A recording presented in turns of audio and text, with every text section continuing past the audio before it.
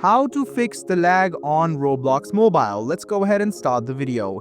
If your Roblox mobile game is lagging, first of all, I suggest you to clear the memory. So you can just go ahead and go to your system and clear the memory, and as you can see, this will be a huge difference. If it is still not working, just go ahead and locate the game, tap on it and click on its settings.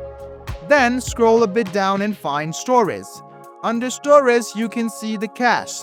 So just go ahead and click on clear cache. As soon as you do this, all the cache memory will be cleared and your game will start running smooth.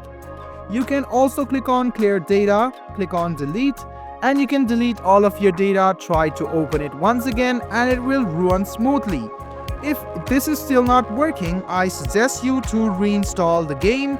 Install it once again and it will start running smoothly and all of the lag will be stopped. I hope this video was helpful for you. Like the video, subscribe to the channel and do hit the bell button for more.